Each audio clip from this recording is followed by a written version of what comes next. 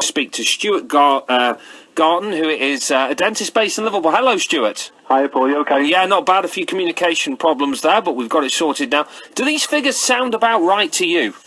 Yeah, it's quite sad. I mean, unfortunately, we see quite a lot of young children experiencing tooth decay at a very young age at our practice.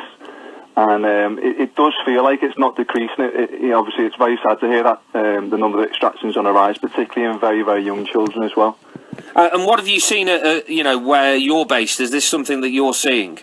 Yeah, it's very sad. I mean, these obviously are children that, from a young age, are experiencing tooth decay, and it can be quite difficult to manage very young children within a general practice. And quite often these children, if the teeth are so badly decayed, are being referred out to hospitals and having to undergo tooth extractions under general anaesthetic as well. So it's quite sad. Yeah, I mean, if you can tell me, what's the youngest age you've had to refer someone for surgery to have their teeth removed?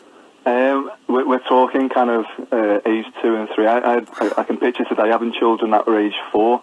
I had a 4-year-old in today that had 9 or 10 cavities in the teeth, and it's not that uncommon, unfortunately, to be seeing high levels of decay in very young children. Is this all down to sugar? Do you think is that the biggest problem? I think most definitely at that age, sugar's playing a massive part.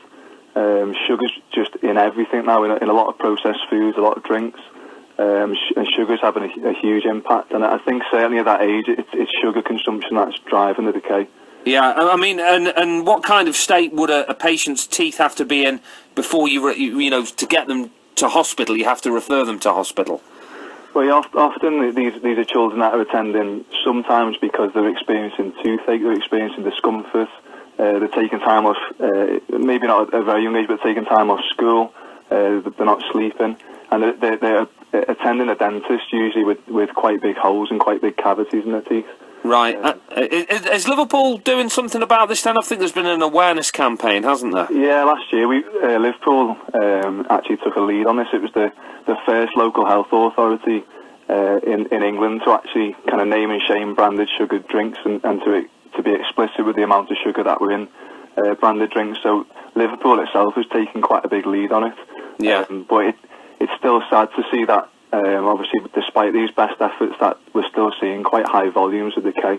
All about education then, Stuart, really? Yeah, it's massive. And I suppose that's where our role comes in a little bit as well. It was quite sad to see in the report that I think something like 42% of children didn't see a dentist in 2015 to 16, and obviously that's despite the fact that NHS treatment is free for under 18. So there's not enough patients coming to see us at a young age to get that advice and get that education, as well as general health promotion across the city as well. Stuart, great speaking with you. Thank you for joining me this afternoon. Thank you very much. Yeah, cheers. Thank you. That's Stuart Garton, dentist based in Liverpool.